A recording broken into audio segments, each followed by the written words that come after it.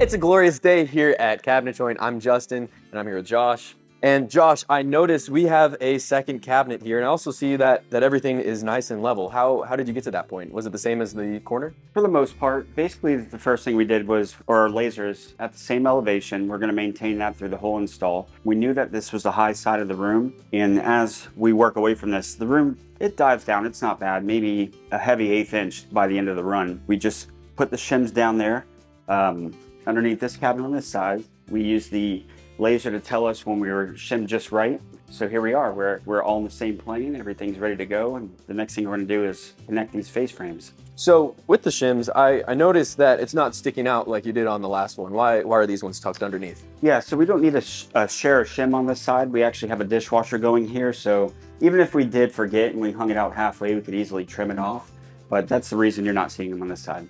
Understood. So now once it's shimmed and everything's level, then you said you were connecting the face frames? Yeah, so we did go ahead and connect these face frames, and the way we did that is we used our F-clamps here.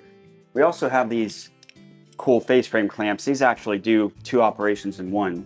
What they essentially do is they grip onto the back of the frames, and you can tighten them this way and it will pull them together, and then you can tighten this, and what that does is put forward pressure on both face frames to bring them into plane. Our goal here is to close this gap all the way down as tight as we can get it and not add additional length to this design. That will cause us problem in the long run if we create additional length. So we want these gaps as tight as we can get them. Since this is inset and you see everything, we really want to spend our time on making this flush.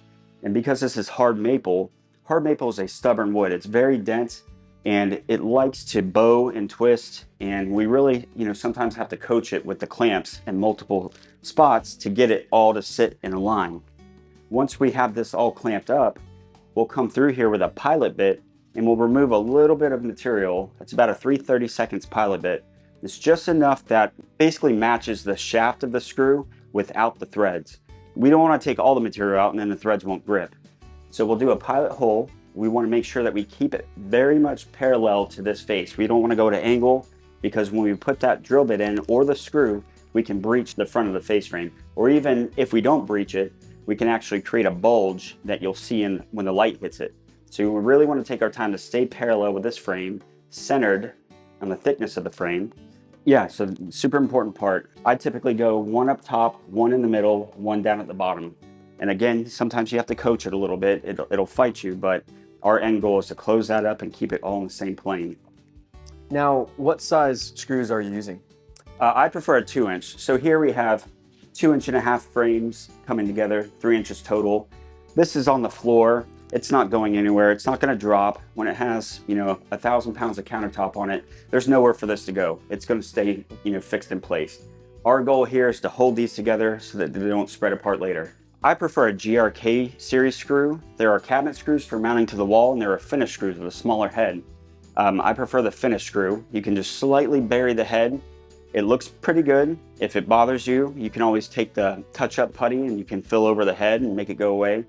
The downside to a longer screw, 2.5, is you're getting really close to the opposite end of the frame, and you can actually create a crack here. And we don't want that. We don't want to crack this frame. We want it to be, durable and stay intact and look good. I also want to mention you should be strategic in planning where to put these screws. If you have a drawer base, you'll never see these screws if you put the screws on the drawer side of the connection. Your drawers will conceal all the screw heads. If I put the screws here, you open the door, you'll see the screw heads. I chose to put the screws back here where it's a little harder to actually visually see. Oh, that's smart. So you're concealing the screws as much as possible. Yes. Awesome.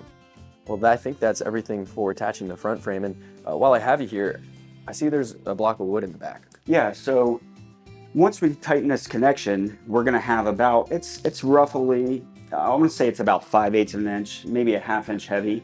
We want to match this space with just a sacrificial block. And I attach that with the cabinet screw. It's an 1.5 inch cabinet screw down low. It could be done up top. One of the benefits of doing it down low is, say this cabinet gets damaged in the future and you need to pull it out and replace it. If you have a countertop here, you're never going to have access to a screw high. So we put the screw low. We can get to it at a later time if we need to. But really what we're trying to do is create a parallel channel here, the same width. That will help us stay parallel with our wall here.